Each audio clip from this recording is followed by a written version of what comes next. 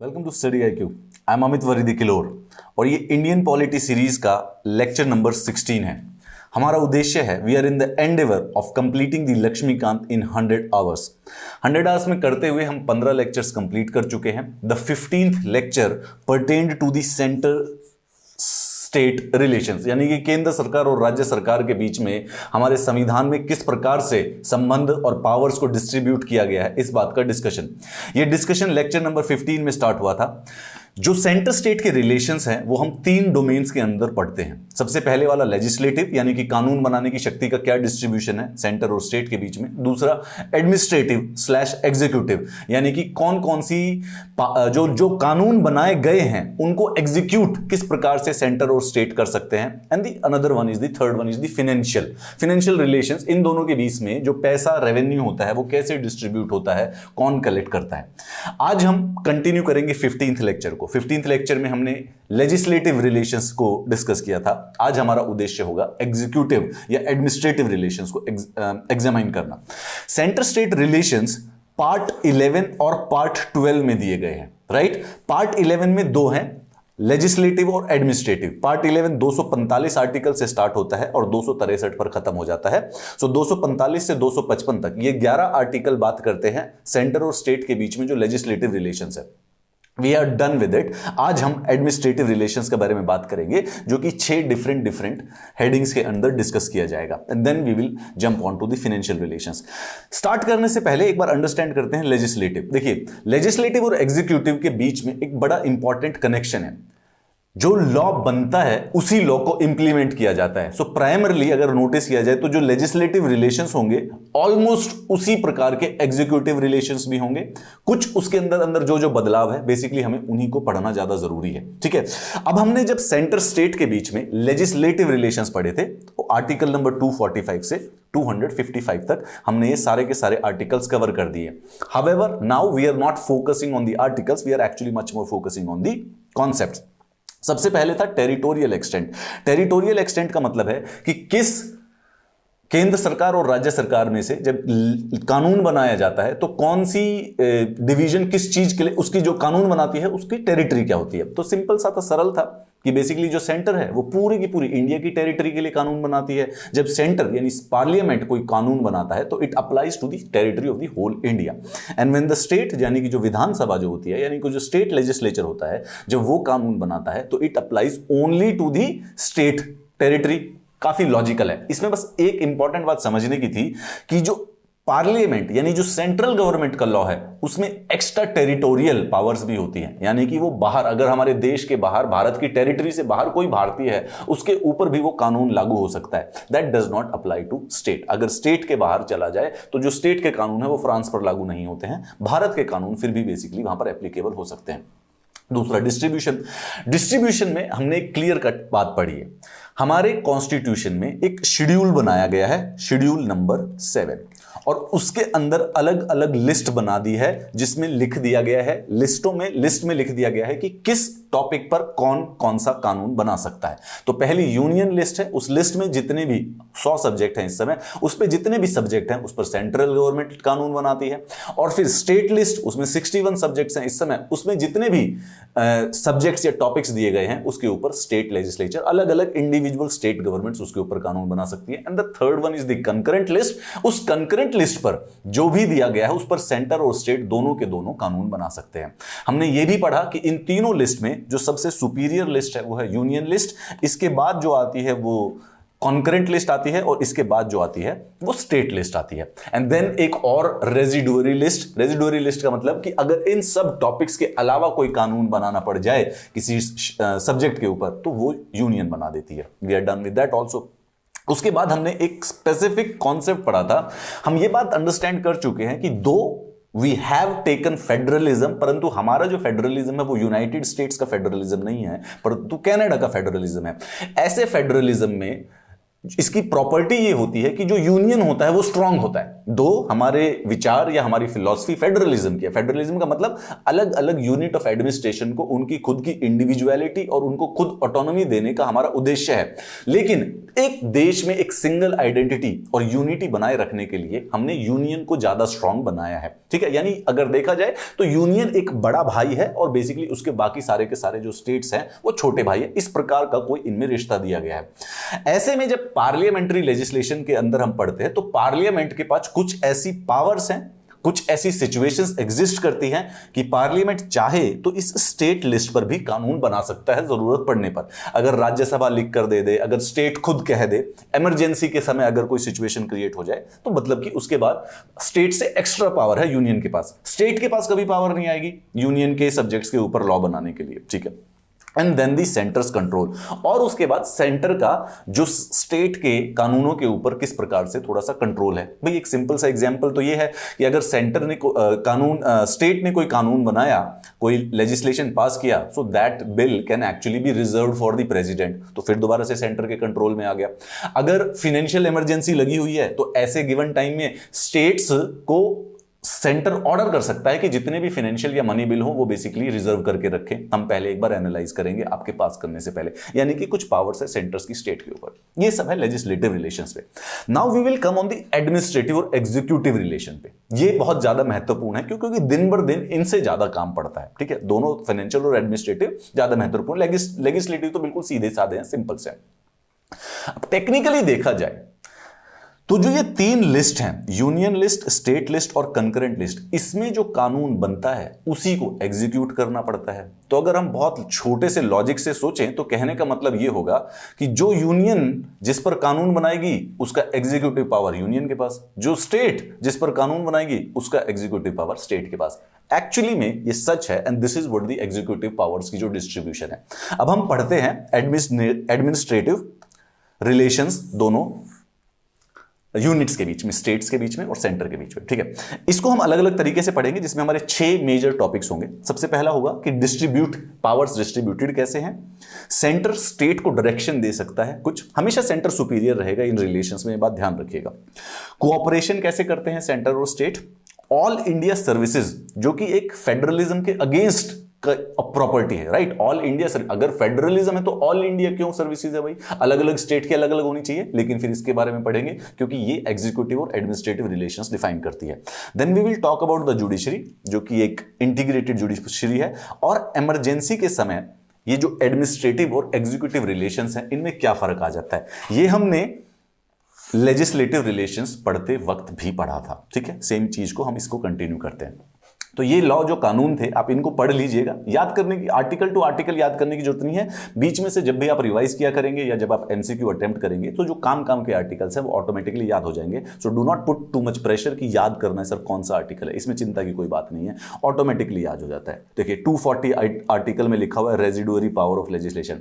अब आप खुद अंदाजा लगा सकते हो कि इस आर्टिकल में लिखा क्या होगा, क्या कि भाई जो रेजिडुअरी है, जो टॉपिक्स इन तीनों लिस्टों में नहीं लिए गए उस पर यूनियन कानून बनाएगा, यही लिखा होगा, इससे ज्यादा इसके अंदर कुछ नहीं लिखा हो सकता। Now you no it. चलिए अब हम स्टार्ट करते हैं अपने नेक्स्ट वाले, आज का जो हमारा मेन टॉपिक है, आर्टिकल नंबर 256 से 263 ऑफ द पार्ट 11, ठीक है। पार्ट 11 हम छठा पार्ट कर रहे हैं इस समय, याद रखिए। पहले 5 पार्ट हो चुके हैं, 1 से लेके 4th A तक हमने, उसके बाद सारे के सारे स्किप करके डायरेक्टली हम पार्ट 11 पर डिस्कस कर चुके हैं। पार्ट 11 का पहला हाफ जो कि लेजिस्लेटिव रिलेशंस को डिस्कस करता है, we have done it. Now we are doing the second part जो कि एडमिनिस्ट्रेटिव रिलेशंस को डिस्कस करता है। इसके बाद पार्ट 11 खत्म हो जाता है। फाइनेंशियल रिलेशंस अगले वाले पार्ट 12 में डिस्कस होंगे, ठीक है। चलिए, deal with the administrative relations between the centre and the states. आजकल इस समय स्टेट और सेंटर रिलेशन में एक बड़ा महत्वपूर्ण मुद्दा भी चल रहा है। ये आपके लिए उस मुद्दे को समझने में बहुत इंपॉर्टेंट काम आएगा। वेस्ट बंगाल और सेंटर के बीच में किसी प्रकार की खींचातानी चल रही है एडमिनिस्ट्रेटिव रिलेशंस को लेकर, ठीक है। अब हम फिर से एक बार दोबारा से करते हैं कि हम उनको और ज्यादा जो हम हेडिंग्स पढ़ने वाले हैं उनको एक बार फिर दोबारा से समझिए कि एडमिनिस्ट्रेटिव रिलेशंस को अगर पढ़ना है तो इन टॉपिक्स के अंदर पढ़ेंगे, ठीक है। ये सारी की सारी चीजें, सबसे पहले डिस्ट्रीब्यूशन, जो कि सच्ची बताऊं तो बहुत सरल है। जो जिस लिस्ट पर कानून बनाता है उस लिस्ट पर बेसिकली उसकी एडमिनिस्ट्रेटिव पावर होती है, उसकी एग्जीक्यूटिव पावर होती है। Done. Obligations of centre and state, centre और स्टेट की कुछ कुछ एक दूसरे के प्रति ऑब्लिगेशन है, जहां पर हम जनरली ये पढ़ेंगे कि स्टेट को सेंटर अगर कुछ डायरेक्शन देता है तो उसको माननी पड़ती है, यही ऑब्लिगेशन की बात है। फिर हम उन डायरेक्शंस के बारे में पढ़ेंगे कि सेंटर स्टेट को कौन कौन सी इंपॉर्टेंट डायरेक्शंस दे सकता है, ठीक है। उसके बाद हम वो मैकेनिज्म्स पढ़ेंगे जिसमें स्टेट और सेंटर के बीच में कोऑपरेशन करना ज्यादा जरूरी है। देखिए, लेजिस्लेशन में कोऑपरेशन होना जरूरी नहीं है बहुत ज्यादा, उसके लिए तो अलग अलग लिस्ट बना दी गई है। तो एग्रीकल्चर में स्टेट के साथ स्टेट अपना कानून बना सकता है क्योंकि एग्रीकल्चर स्टेट लिस्ट में है, तो उसमें जरूरी नहीं है सेंटर के साथ किसी प्रकार का कोई मतलब on a very direct level कोई कोऑर्डिनेशन करने की जरूरत। सारी स्टेट है अपने अपने अलग अलग कानून बना के स्वयं चला सकते हैं, परंतु एडमिनिस्ट्रेशन जो होता है, जो राज्य व्यवस्था होती है, जो दिन प्रतिदिन के जो काम होते हैं, उसमें इन दोनों के बीच में हर रोज एक दूसरे से बातचीत करनी पड़ती है, तो वहां कोऑपरेशन करना ज्यादा जरूरी है इंस्टेड ऑफ द लेजिस्लेशन। तो वो डिस्कस करेंगे हम कि कोऑपरेशन कैसे होती है, and then we will discuss about the all India services. If you are watching this video pertaining to Laxmikanth, you are trying to become an all Indian service. आप या तो आईएएस बनना चाहते हो, या इंडियन पुलिस सर्विसेज में जाना चाहते हो, या फिर बेसिकली इंडियन फॉरेस्ट सर्विसेज में जाना चाहते हो, जो कि ऑल इंडिया सर्विसेज है। ये फेडरलिज्म को कैसे इफेक्ट करती हैं, कैसे इंपॉर्टेंट है, कैसे देश की यूनिटी बनाए रखती हैं, ये डिस्कस करेंगे। एक छोटा सा क्वेश्चन जुडिशरी से संबंधित, जुडिशरी इज इंटीग्रेटेड, बस इतना ही है, उससे ज्यादा है भी नहीं। फिर इमरजेंसी जब लग जाती है तो सेंटर और स्टेट के बीच में रिलेशंस में क्या क्या बदलाव आता है, वी विल डिस्कस दैट। इसके अलावा there are certain extra constitutional devices जो कि सेंटर और स्टेट के रिलेशंस को अफेक्ट करते हैं। अब एक बात ध्यान रखिएगा, नॉन कॉन्स्टिट्यूशनल, अनकॉन्स्टिट्यूशनल और एक्स्ट्रा कॉन्स्टिट्यूशनल में फर्क क्या है। जब अनकॉन्स्टिट्यूशनल वर्ड यूज किया जाता है, याद रखिए अनकॉन्स्टिट्यूशनल, तो पहले तो ये कॉन्स्टिट्यूशन में तो लिखा नहीं हुआ है, साथ में ये इलीगल भी है। जब ये वर्ड यूज किया जाएगा दिस इज अनकॉन्स्टिट्यूशनल, तो कॉन्स्टिट्यूशनल में तो लिखा नहीं है, ये तो पक्का है, साथ में ये इलीगल भी है, अनकॉन्स्टिट्यूशनल या फिर नॉन कॉन्स्टिट्यूशनल, नॉन कॉन्स्टिट्यूशनल, ठीक है। दूसरा, अगर एक्स्ट्रा कॉन्स्टिट्यूशनल लिखा जाए, ये कॉन्स्टिट्यूशन में नहीं लिखा है परंतु मोर और लेस लीगल होने की संभावना है, ये लीगल हो सकता है, इसमें कोई बड़ी गलत बात नहीं है। और उसी प्रकार से नॉन कॉन्स्टिट्यूशनल, ये कॉन्स्टिट्यूशन में नहीं लिखा है परंतु कॉन्स्टिट्यूशन के बाहर किसी कानून में लिखा हुआ है। ये बात समझ के रखिए, तीनों के तीनों में एक्स्ट्रा कॉन्स्टिट्यूशनल लीगल हो सकता है, कॉन्स्टिट्यूशन के अंदर नहीं लिखा हुआ है, ठीक है। जरूरी दोनों हो सकता है, लीगल हो सकता है, इलीगल नहीं है, बेसिकली ये बात ध्यान रखिएगा। चलिए अब आगे चलते हैं स्टार्टिंग से। ये आर्टिकल है 256 से स्टार्ट होकर 263 तक है, बीच में कुछ रिपील भी हो चुके हैं, जैसे ये बाद में ऐड हुआ था, ये रिपील हो गया, ये वाला भी रिपील हो गया। देन बियॉन्ड दैट इसको भी अगेन आर्टिकल्स पर फोकस मत कीजिए, आइए पढ़ना स्टार्ट करते हैं स्टार्टिंग से। The first topic, distribution of executive powers between centre and state. कैसे की है, सेम वाली बात रिपीट करता हूं मैं। एक इसके अंदर न्यूएंस है जो कि समझने की जरूरत है, we need to understand only one thing, ठीक है। अभी आ जाते हैं। एग्जीक्यूटिव पावर को डिवाइड किया गया है उन्हीं लाइंस पर जिस पर डिस्ट्रीब्यूशन की थी लेजिस्लेटिव पावर्स की, सिर्फ फ्यू केसेस छोड़कर, वो अभी हम बता देंगे। पहले वाला, the matters on which parliament has exclusive power of legislation, जैसे कि जो सब्जेक्ट बेसिकली यूनियन लिस्ट में है, इसके ऊपर सिर्फ और सिर्फ स्टेट सेंट्रल गवर्नमेंट एडमिनिस्टर करती है। तो again to be honest it is very logical if you think about it. भाई कानून बनाने की शक्ति है, एग्जीक्यूटिव का काम क्या होता है, उन्हीं कानूनों को तो इंप्लीमेंट करना। तो जो कानून बना रहा है, logically speaking they will have to implement it, nothing new here. To exercise of the rights, authority and jurisdiction conferred it on by any treaty और अग्रीमेंट। हमने ये भी पढ़ा था कि स्टेट लिस्ट पर जरूरत पड़ने पर सेंटर कानून बना सकता है अगर किसी इंटरनेशनल ट्रीटी या अग्रीमेंट को हम फॉलो करना चाहते हैं उसके लिए, ठीक है। सेम बात यहां पर भी है, अगर किसी भी इंटरनेशनल ट्रीटी या अग्रीमेंट को साइन करने के लिए कुछ किया जा रहा है तो उसकी पावर सिर्फ सेंटर के पास ही हो सकती है। States can not actually enter into international agreement, ठीक है। डेवलपमेंटल कर सकते हैं, जैसे एक स्टेट होगी, महाराष्ट्र की स्टेट है, डायरेक्टली जाकर जापानीज गवर्नमेंट, जापान गवर्नमेंट के साथ एक डेवलपमेंटल प्रोजेक्ट को साइन कर सकती है, परंतु एक इंटरनेशनल अग्रीमेंट जो कि पूरे के पूरे देश को इंपैक्ट करे उसके लिए नहीं, वो सिर्फ और सिर्फ केंद्र सरकार के पास पावर है। तो ये दोनों चीजें हो गई। अच्छा, उसी प्रकार से executive power of the state extends to the territory in सब रिस्पेक्ट ऑफ मैटर, जिसमें state legislature have executive exclusive power. तो स्टेट एडमिनिस्ट्रेशन और एग्जीक्यूटिव पावर्स उसी के बेसिस पर है, यानी कि स्टेट लिस्ट नंबर 2 के ऊपर। अब यहां पर एक मस्त अच्छा सा बड़ा प्यारा सा ट्रिक है जो कि बदल जाएगा कंकरेंट लिस्ट के कॉन्टेक्स्ट में। देखिए, जिस कॉन्टेक्स्ट में जब दोनों कानून बनाते हैं, जहां पर पार्लियामेंट भी स्टेट लेजिस्लेचर भी बना सकता है, यानी कि कंकरेंट लिस्ट पर, यहां पे executive power rest with the states. In the legislation it is the other way around. Concurrent list पर अगर सेंटर भी कानून बना दे और स्टेट भी कानून बना दे तो सेंटर का सुपीरियर है, स्टेट का सेकेंडरी हो जाएगा। However, when it comes to the executive and the administrative power, concurrent list के जो भी सब्जेक्ट्स हैं उनका जो एग्जीक्यूशन है, उनकी जो एडमिनिस्ट्रेशन है, वो स्टेट्स के द्वारा की जाती है। This is something which you need to remember. Except when a constitutional provision or a parliamentary law specifically confers it on the center। मतलब कि अलग से एक कानून बनाया गया है कि भाई ये सेंटर को ही एडमिनिस्टर करना है, तब तो अलाउड है, वरना कंकरेंट लिस्ट पे। So this was the only trick here जो कंफ्यूजन हो सकती थी, क्योंकि कंकरेंट लिस्ट पे अगर हम लेजिस्लेशन के कॉन्टेक्स्ट में समझे तो centre is the superior one, very clear cut. But उसको पास उन सब्जेक्ट्स को जो कंकरेंट लिस्ट में सब्जेक्ट लिखे हुए हैं उनको जब एडमिनिस्टर करना पड़ता है, so that power rests with the state. Very interesting. तो law on concurrent subject though enacted by parliament is to be executed by the states except when, जब पार्लियामेंट स्पेसिफिकली बोलेगी नहीं ये हमें खुद करना है, मन से करेंगे तो आप रहने दीजिए। तो यूनियन लिस्ट के अंदर कानून बनाने की शक्ति सिर्फ सेंटर के पास है और उसको एडमिनिस्टर और एग्जीक्यूट करने की शक्ति सिर्फ सेंटर के पास है। स्टेट लिस्ट के साथ सेम अप्लाई होता है, सिमिलरली चीज अप्लाई होती है। कंकरेंट लिस्ट पे legislatively speaking centre is superior, however execute उसको, इंप्लीमेंट उस कानून को स्टेट गवर्नमेंट्स करती है इंडिविजुअली। इंटरेस्टिंग है। चलिए अब हम दूसरे टॉपिक पर आ जाते हैं। डिस्ट्रीब्यूशन के बाद obligation of state and centre. State और सेंटर जब दो यूनिट हो जाती है तो हर एक दूसरे के साथ ऑब्लिगेशन हो जाती है, राइट। पेरेंट्स की कुछ ऑब्लिगेशंस है अपने बच्चों के लिए, बच्चों की कुछ ऑब्लिगेशंस है अपने पेरेंट्स के लिए, राइट। उसी प्रकार से टीचर की ऑब्लिगेशंस हैं अपने स्टूडेंट्स के लिए एंड स्टूडेंट्स की ऑब्लिगेशन है टीचर के लिए। दो यूनिट पे हमेशा एक रिलेशन एस्टैब्लिश हो जाता है। इसी प्रकार से सेंटर और स्टेट की भी कुछ ऑब्लिगेशंस हैं। लेट्स सी क्या है। कॉन्स्टिट्यूशन ने सबसे पहले दो रिस्ट्रिक्शंस पुट की हैं स्टेट्स के ऊपर। क्यों? In order to give ample scope to the centre for exercising it executive power in an unrestricted manner. ये बात अब हम समझ चुके हैं अच्छी तरह से। फेडरल हमने सिस्टम अपनाया है, however we have given superiority and more power to union. ठीक है।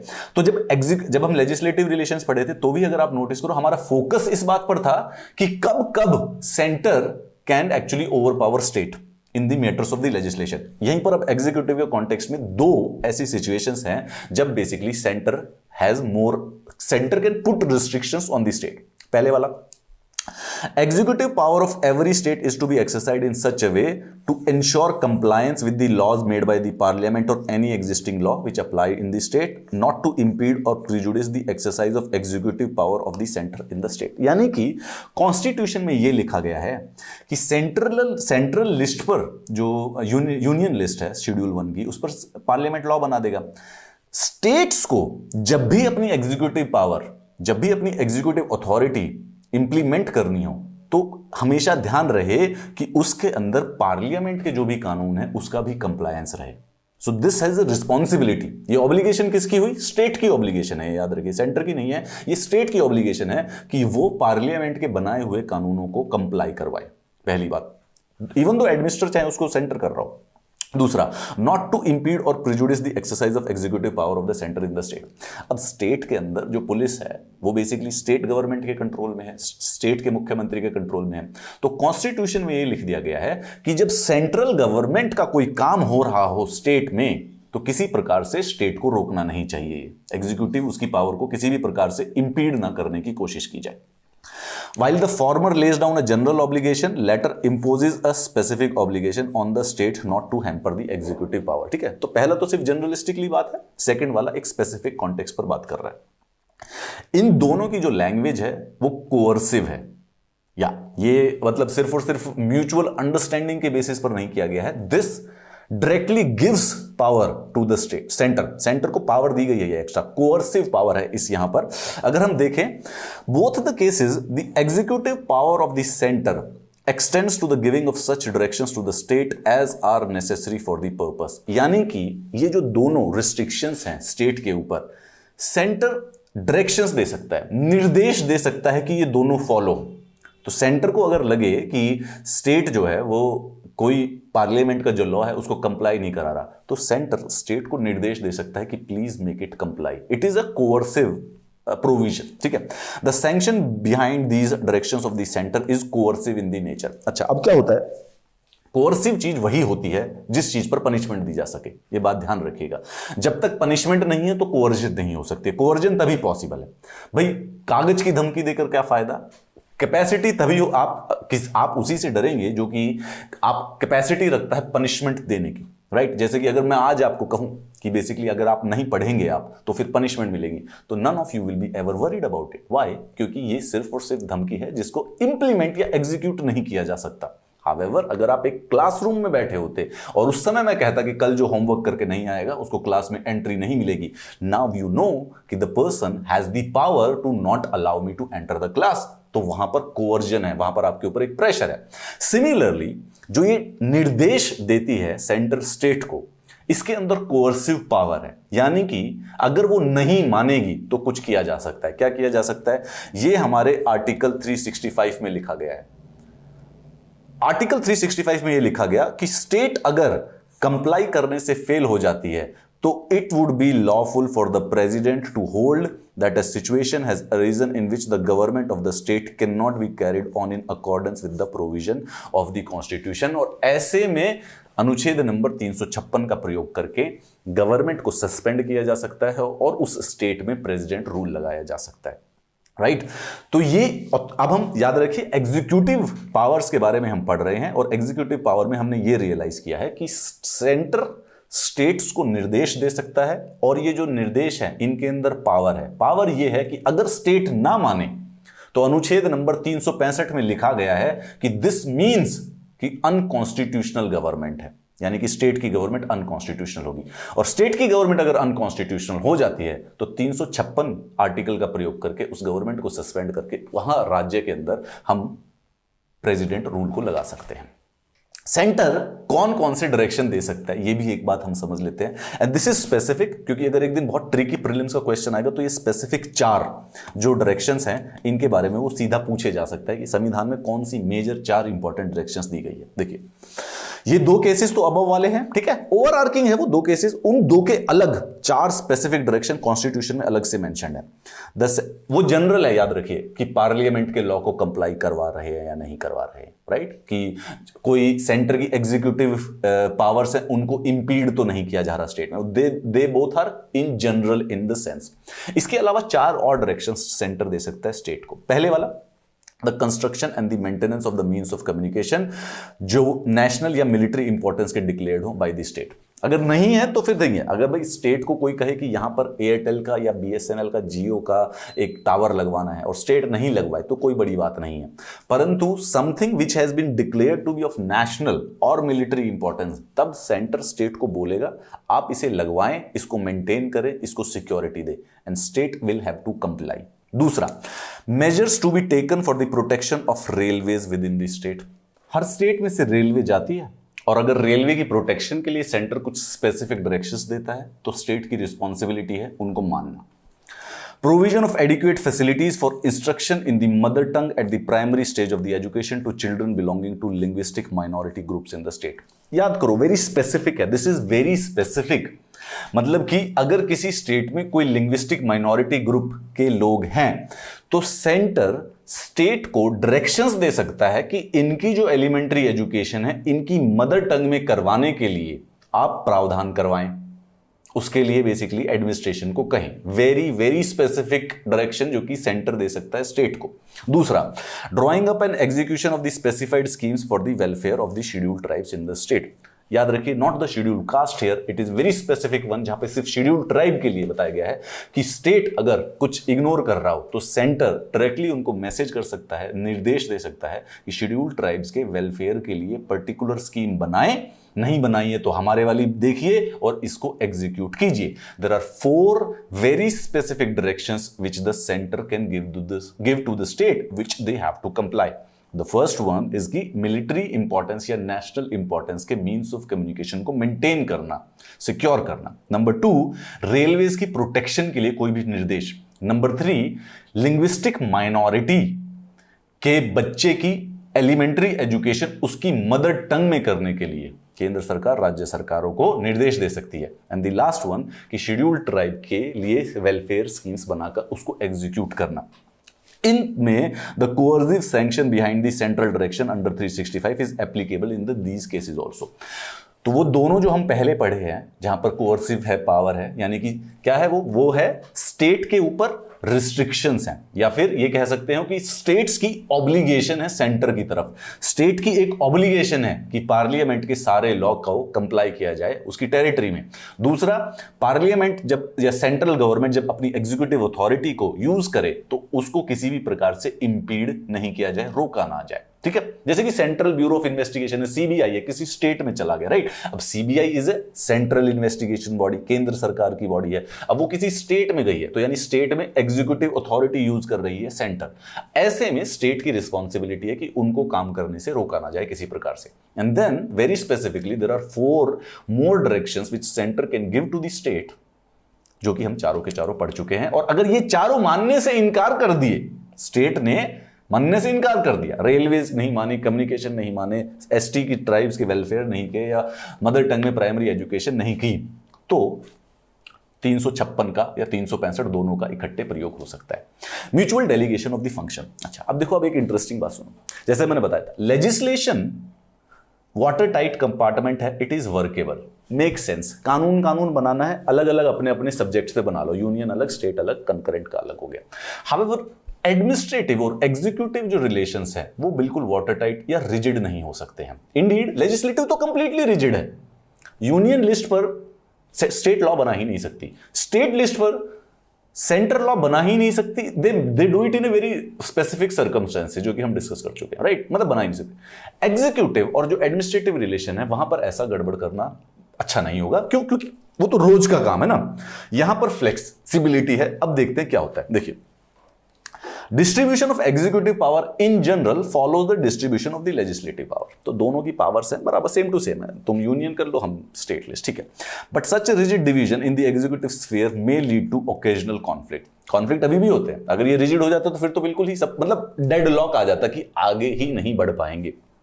Constitution provides for intergovernment delegation of executive functions in order to mitigate rigidity and avoid a situation of deadlock. तो एक दूसरे की centre और state की executive powers में flexibility है। क्या फ्लेक्सिबिलिटी है?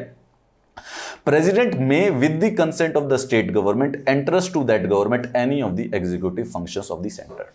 यानी कि सेंटर की जो लेजिस्लेटिव पावर है उस वो स्टेट के पास कभी भी ट्रांसफर नहीं होगी। यूनियन लिस्ट में स्टेट कभी कानून नहीं बना सकती, परंतु स्टेट सेंटर के जो भी एग्जीक्यूटिव पावर्स हैं they can be delegated to the centre.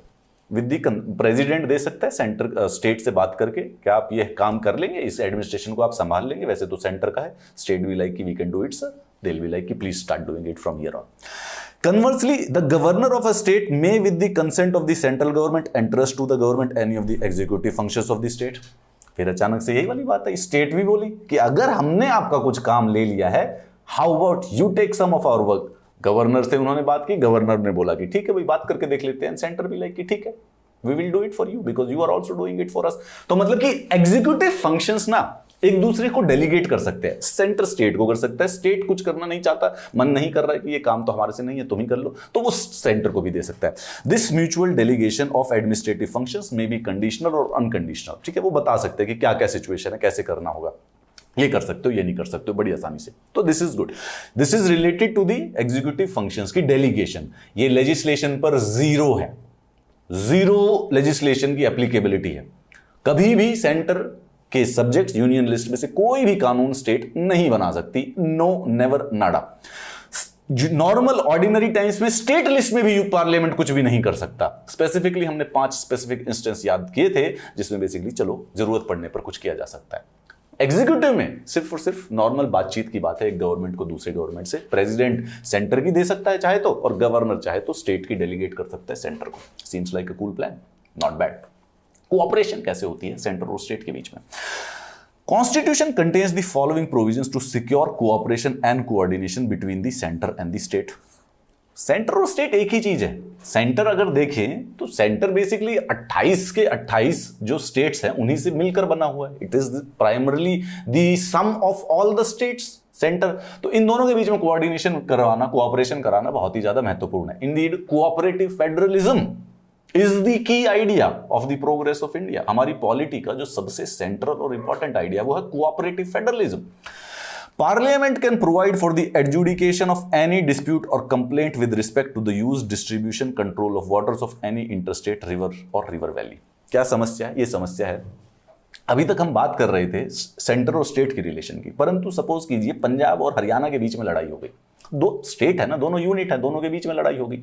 एक नदी कहीं से बह रही थी, दूसरी नदी पंजाब से बह रही थी, हरियाणा में आ गई, और इन दोनों के बीच में लड़ाई हो गई कि पानी ज्यादा कौन लेगा। अब इन दोनों की प्रॉब्लम्स को कौन सुलझाएगा? तो कॉन्स्टिट्यूशन ने कहा कि पार्लियामेंट, क्योंकि अब बड़ा भैया कौन हुआ?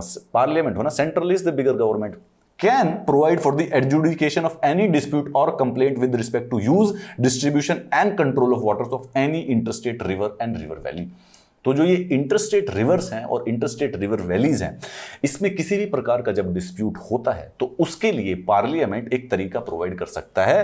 प्रेसिडेंट इसी के लिए एस्टेब्लिश करता है an interstate council to investigate and discuss subjects of common interest between the centre and the state. Such a council was set up in the 1990। ठीक है, तो रिवर वैलीज और रिवर्स के बीच में वाटर डिस्प्यूट कोई भी हो जाए, दो स्टेट्स के बीच में, 3 स्टेट, 4, 5 हो, कितनी भी हो, तो उनके लिए एक नई काउंसिल या एक नई ट्रीटी बनाई जा सकती है पार्लियामेंट के द्वारा। अगेन, ठीक है। दूसरा, अगर कुछ और एक दूसरे स्टेट्स के बीच में प्रॉब्लम आ जाए तो इनके लिए एक इंटरस्टेट काउंसिल बनाया गया है। देखिए आर्टिकल 263 के अंदर लिखा होगा, एक बार देखते हैं जाके। चलिए, ये रहा article 263 says provisions with respect to an interstate council.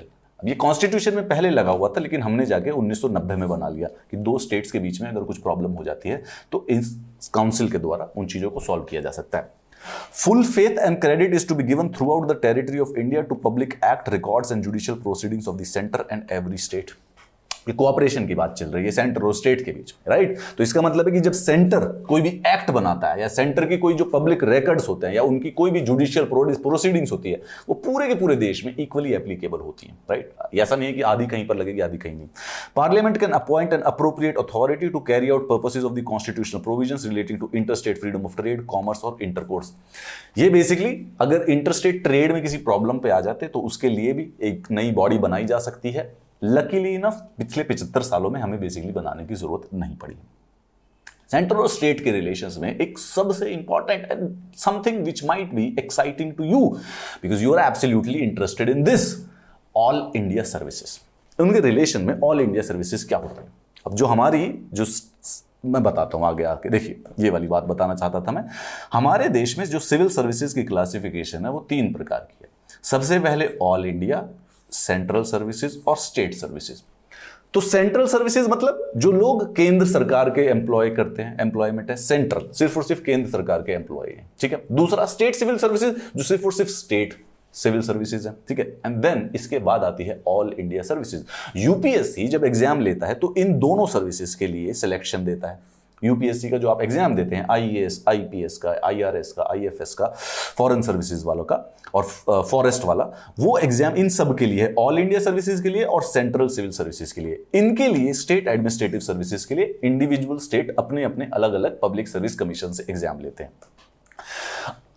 All India services, like in any other federation, the center and the state also have their separate public services, central services और state services.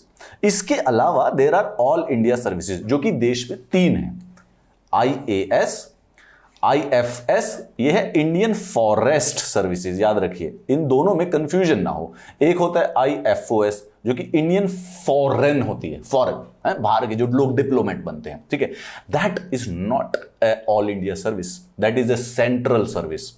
ये 3 Indian administrative services, जो IAS हैं, जो collector बनते हैं, जो DM बनते हैं। दूसरा इंडियन फॉरेस्ट सर्विसेज, जो कि इंडियन फॉरेस्ट, जो कि हमारे देश में फॉरेस्टों को संभालते हैं। एंड इंडियन पुलिस सर्विसेज, जो कि एसपी बनते हैं। ये जो तीनों हैं, ये 3 हैं ऑल इंडिया सर्विसेज। कंफ्यूजन आ जाएगा फॉरेन पे, क्योंकि उसका जो वैल्यू है वो है आईएएस आईपीएस के बराबर का, लेकिन वो सेंट्रल सर्विसेज होती है, ये बात ध्यान रखिएगा। IAS, IPS एंड IFS, इन सर्विसेज के जो मेंबर होते हैं, दे ऑक्यूपाइड टॉप पोजीशंस, की positions under both the centre and the state and serve them by terms. तो ये सेंटर में भी काम करते हैं, जरूरत पड़ने पर सेंट्रल डेप्यूटेशन पर चले जाते हैं। यही IAS और IPS सेंट्रल जो सर्विसेज होती हैं उसमें टॉप पोजीशंस पर होते हैं, और यही IAS और IPS जो स्टेट में होते हैं, जब स्टेट के लिए काम कर रहे होते हैं तो उस पर भी टॉप पोजीशंस पर होते हैं। They are recruited by and trained by the centre. UPSC, union public service commission, उस पर यूनियन पहले से ही लिखा हुआ है, यूनियन पब्लिक सर्विस कमीशन है, वो रिक्रूट करती है और उसके बाद उसको ट्रेन किया जाता है लवासना में, राइट, वल्लभ भाई एकेडमी में, जो कि सेंटर के द्वारा ट्रेन किया जा रहा है। उसका खर्चा जो है सारा का सारा सेंटर वेव करता है। बाद में ये काम स्टेट के लिए करते हैं। तो तैयारी वैयारी करा के इनको सब कुछ एकदम बिल्कुल परफेक्ट बना के, इनको सब कुछ सिखा के सेंटर सिखाती है और भेज देती है स्टेट में। इंडिविजुअल, अगेन कोऑपरेशन है, फेडरलिज्म है। ये नहीं है कि भाई स्टेट अपना अपना देखते रहो, सेंटर भी तो कुछ उसकी डेवलपमेंट में कंट्रीब्यूट करेगा। Ultimate control lies with the central government while immediate control lies with the state government. ठीक है, अगर उसको बिल्कुल जॉब से फायर करना है, अल्टीमेट कंट्रोल वो सेंटर के पास है, लेकिन सस्पेंड करना है तो वो मुख्यमंत्री कर देगा। ठीक है, बैलेंस बना रखा है काफी अच्छा सा। Each of these 3 all India services irrespective of their division among different states form a single service with common rights and status and uniform scales of पे थ्रू आउट द कंट्री। सारे के सारे IAS, सारे के सारे IPS, सबकी same salary है, सबका सेम पे ग्रेड है, सबका सेम स्टेटस है, सब कुछ उनको बराबरी का दिया जाता है, चाहे वो देश के किसी भी हिस्से में पोस्टेड हो। ऑल इंडिया सर्विसेज वॉयलेट, याद रखिए, the principle of federalism under the constitution by restricting the autonomy and the patronage of the states. However, उसके बावजूद भी हमने लिया क्योंकि ये हमारे लिए इंपॉर्टेंट था, क्योंकि ये बड़ा फायदेमंद था, और हमारा ऐसा कोई उद्देश्य भी नहीं था कि हमें कंप्लीटली हार्डकोर फेडरलिज्म करना ही है। वी वर श्योर कि हमें फेडरलिज्म करना है, हम एडमिनिस्ट्रेटिव यूनिट्स को ऑटोनॉमी देना चाहते थे, no doubts about it, but we from the start only हमारे दिमाग में आइडिया था कि यूनियन सेंट्रल पावर रहेगी, सबसे ज्यादा पावर। ऑल इंडिया सर्विसेज को हमने इसीलिए रखा। इनको रखने के मेन उद्देश्य ये थे, maintaining high standards of administration, help to ensure uniformity of the administrative system throughout the country. ये सबसे ज्यादा जरूरी था। सारे के सारे कंट्री को एक ही सिंगल ऑल इंडिया सर्विसेज जब एडमिनिस्टर करती है तो पूरे देश के एडमिनिस्ट्रेशन में यूनिफॉर्मिटी रहती है। They facilitate liaisons, cooperation, coordination and joint action on the issues of common interest between the center and the state. And more importantly, जो सेंटर और स्टेट के बीच में कोऑपरेशन है, सुनने में all India services goes against the principle of the federalism. However, in practice, they actually do it a favor. वो इसको बढ़ावा देते हैं। फेडरलिज्म में सबसे ज्यादा जरूरी आता है कि यूनिट्स के बीच में कोऑपरेशन कैसे किया जाए, और वो यूनिट्स के बीच में जो कोऑपरेशन है हमारे देश में, उनको करने का एक ही दो तरीके हैं। पहला कॉन्स्टिट्यूशन है और सबसे मोर इंपॉर्टेंट तरीका है डे टू डे में all India services. Integrated judicial system, ये तो सरल है, इसमें हमें कोई कंफ्यूजन होने की संभावना है ही नहीं। इंडिया हैज ड्यूअल पॉलिटी, अर्थात central government and the state government, dual polity, दो पॉलिटी है हमारे यहां पर। लेकिन जुडिशरी में ऐसा कुछ नहीं है। There is no dual system of the administration of the justice. Constitution have established an integrated judicial system with the supreme court at the top and the state high courts below it, और फिर नीचे जाते जाते this single system of court enforces both the central laws as well as the state laws. तो जो union list पर कानून बना रहा है वो सेंटर है, जो स्टेट लिस्ट पर कानून बना रहा है वो सेंटर है। यूनियन लिस्ट को एग्जीक्यूट कर रहा है सेंटर है, स्टेट लिस्ट को एग्जीक्यूट कर रहा है सेंटर है। हावेवर इन दोनों को एक ही जुडिशरी इंप्लीमेंट करती है, चाहे वो सेंट्रल लॉ हो चाहे वो स्टेट लॉ हो। This is done to eliminate diversities in the remedial procedure. Now this is a common sense, इसमें तो संभावना है ही नहीं कंफ्यूजन की। यूनिफॉर्मिटी, जो भी चीज आप ये लॉजिक समझ के दे दीजिए, देख लीजिएगा कि जो भी चीज इंटीग्रेटेड है और पूरे देश में सेम है उसका पर्पस होता है यूनिफॉर्मिटी, और जो भी चीज अलग अलग है उसका पर्पस है डाइवर्सिटी। ये किताब में लिख इस प्रकार से देते हैं तो ऐसा लगता है कि हर बार नई बात बता रहे हैं, परंतु कितने भी चैप्टर्स में आए, जब कोई चीज पूरे देश पर अप्लाई हो रही है उसका उद्देश्य यूनिफॉर्मिटी है। इंडीड यूनियन लिस्ट के अंदर सब्जेक्ट आप पढ़ोगे तो वो सब्जेक्ट हैं ही वैसे जिनको यूनिफॉर्म बनाना बेहतर है, और स्टेट लिस्ट पर बनाओगे तो ऐसा लगेगा कि लोकल ग्राउंड लेवल पर ज्यादा बेहतर रहेगा इनको एडमिनिस्टर करना। लॉजिक वही है, यूनिफॉर्मिटी वर्सेस डाइवर्सिटी का।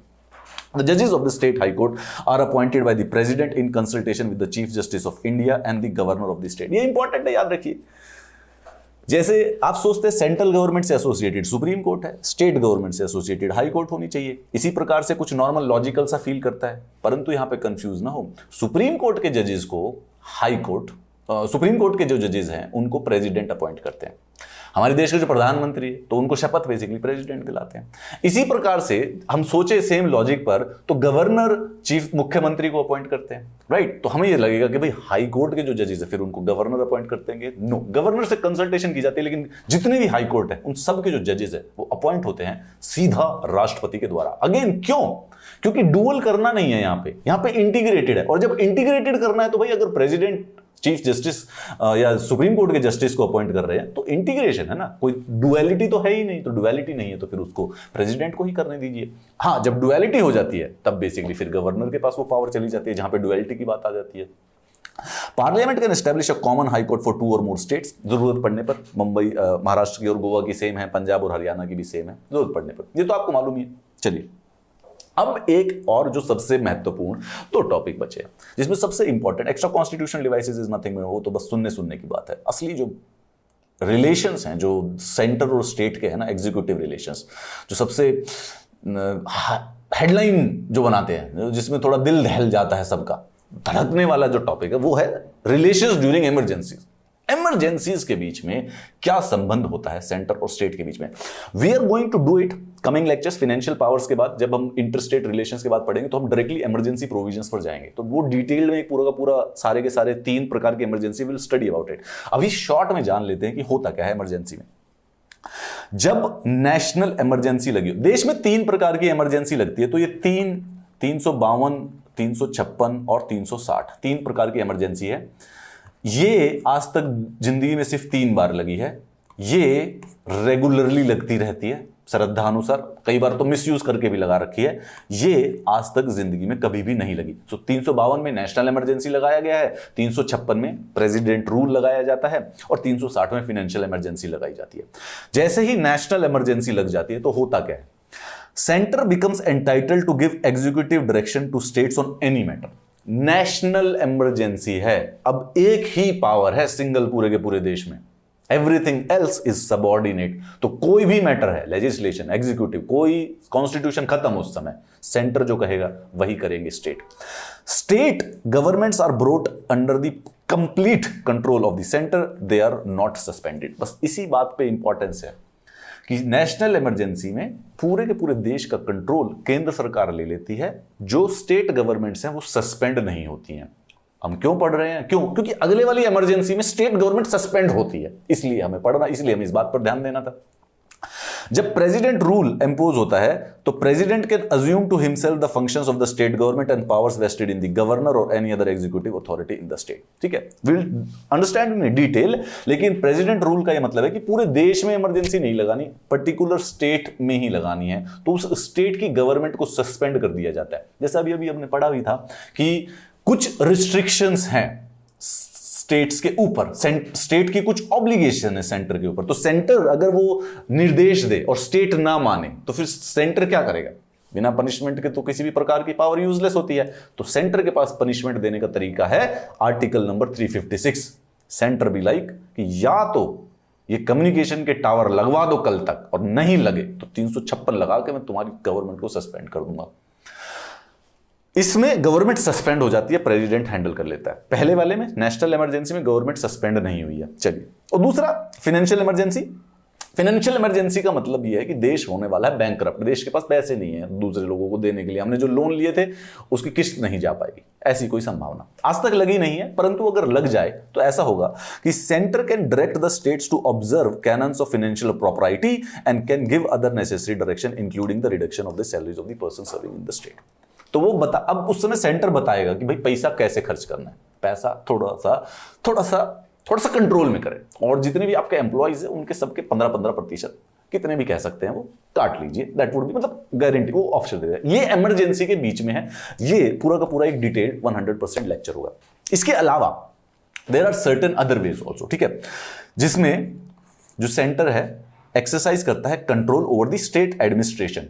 एडमिनिस्ट्रेटिव रिलेशंस कर रहे हैं, एडमिनिस्ट्रेटिव रिलेशंस में क्या करेंगे हम, दोनों के बीच में पावर्स कौन क्या क्या करता है, और ये जो यूनियन है इसकी क्या क्या कंट्रोल है स्टेट के ऊपर। लेजिस्लेशन में भी हमने यही किया था, इस यूनियन का क्या क्या कंट्रोल था स्टेट के ऊपर।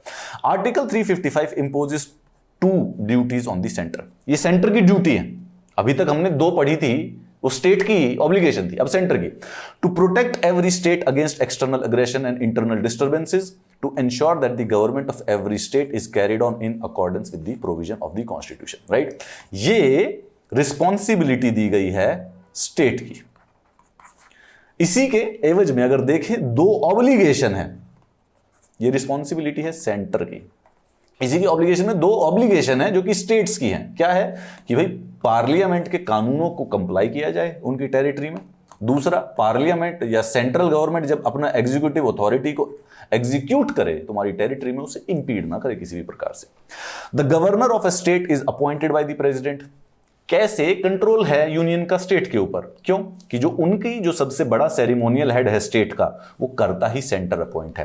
ही holds office during the pleasure of the president. In addition to the constitutional head of the state, governor acts as an agent of the centre in the state. He submits periodical reports to the centre about the administrative affairs of the state. सरल बात है। तो यानी governor का जो constitutional position है वो centre के द्वारा यूज किया जा सकता है स्टेट को कंट्रोल करने के लिए, एक रिस्ट्रिक्शंस हैंडल करने के लिए कि काम सही से कर रहे हो या नहीं कर रहे हो। तो सेंटर अपना एजेंट भेजता है स्टेट में ये देखने के लिए कि क्या स्टेट कॉन्स्टिट्यूशनली काम कर रही है, एंड हेंस गवर्नर रिपोर्ट देता है। द स्टेट इलेक्शन कमिश्नर दो appointed by the governor can be removed only by the president. Prelims का क्वेश्चन छुपा बैठा है यहां पे, बिल्कुल एकदम बढ़िया सा, ठीक है। प्रीलिम्स का क्वेश्चन बड़ा प्यारा सा चुप सा है कि स्टेट का इलेक्शन कमिश्नर अपॉइंट तो गवर्नर कर रहा है, हाई कोर्ट वाई कोर्ट में नहीं, हाई कोर्ट के जो जजेस हैं वो प्रेसिडेंट ही अपॉइंट करता है। और याद रखिए कि आपको रिमूव जिसने अपॉइंट किया है, जिस बॉडी ने या जिस अथॉरिटी ने, उससे ऊपर वाला ही आपको रिमूव कर सकता, या तो वो खुद बॉडी या उससे ऊपर वाली, उससे नीचे वाला कभी नहीं रिमूव कर सकता। तो याद रखिए, ठीक है। तो जब जो हाई कोर्ट के जजेस हैं अगर उनको अपॉइंट प्रेसिडेंट कर देता है तो फिर गवर्नर उनको हटा नहीं सकता किसी भी प्रकार से।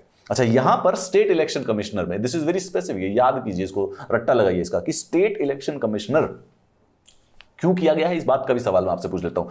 Have been appointed by the governor, appointment तो गवर्नर कर रहा है, परंतु अब उसको हटाएंगे सिर्फ और सिर्फ प्रेसिडेंट, उनको गवर्नर हटा नहीं सकता, यह संविधान में लिख दिया गया है, ठीक है। Again this gives a control, ये सेंटर को कंट्रोल मिल गया स्टेट के ऊपर, राइट। चलिए, ठीक है। इसके अलावा एक्स्ट्रा कॉन्स्टिट्यूशनल डिवाइसेस, याद रखिए अनकॉन्स्टिट्यूशनल का मतलब है कि कॉन्स्टिट्यूशन में तो नहीं लिखा है, साथ में इलीगल भी है। और एक्स्ट्रा कॉन्स्टिट्यूशनल का मतलब कॉन्स्टिट्यूशन में नहीं लिखा है परंतु इलीगल नहीं है, लीगल है, ठीक है। अब इसमें कहने का क्या मतलब है, कई सारी ना बॉडीज बना रखी हैं, डिफरेंट बॉडीज हैं, डिफरेंट ये जो बॉडीज हैं एडवाइजरी बॉडीज हैं, नॉन कॉन्स्टिट्यूशनल बॉडीज है। अगेन नॉन कॉन्स्टिट्यूशनल का मतलब कॉन्स्टिट्यूशन में नहीं लिखा गया है परंतु लीगल है, ठीक है, इलीगल नहीं है, ये बात इंपॉर्टेंट है यहां पर। जैसे कि नीति आयोग है, नेशनल इंटीग्रेशन काउंसिल है, the central council of health and family welfare है, the central council of local government, central council of homoeopathy, the transport developmental council, university grant commission, ये सब वो एक्स्ट्रा कॉन्स्टिट्यूशनल डिवाइसेस हैं जो कि state और centre के बीच में कोऑपरेशन को प्रमोट करते हैं। इसके अलावा बड़ी सारी सी कॉन्फ्रेंसेस भी होती हैं, जैसे कि गवर्नर्स कॉन्फ्रेंस जिसको प्रेसिडेंट प्रिजाइड करते हैं, चीफ मिनिस्टर्स कॉन्फ्रेंस जिसको प्राइम मिनिस्टर प्रिसाइड करते हैं, चीफ सेक्रेटरीज कॉन्फ्रेंस जिसको कैबिनेट सेक्रेटरी प्रोवाइड करते हैं, conference of inspector general of police इसको कौन करते होंगे, काफी लॉजिकली अंदाजा लगाया जा सकता है, द चीफ जस्टिस कॉन्फ्रेंस जो कि चीफ जस्टिस ऑफ इंडिया। तो इन सब चीजों को, ये जो कॉन्फ्रेंसेस होती हैं, they are the devices to maintain the cooperation between the centre and the state. इतना सा है, सरल सा है, कोई कंफ्यूजन वाली बात नहीं है। ये सारी की सारी चीजें हमारे सेंटर और स्टेट के बीच में जो एडमिनिस्ट्रेटिव रिलेशंस है उनको कंप्लीट कर देती है। अगर हम वापस दोबारा से जाएं और एक लास्ट 160 सेकंड्स की रिवीजन करें तो ये देखिए, ये इसी चीज के बारे में है। डिस्ट्रीब्यूशन, जो लेजिस्लेटिव डिस्ट्रीब्यूशन है उसी प्रकार की एग्जीक्यूटिव पावर्स की डिस्ट्रीब्यूशन है।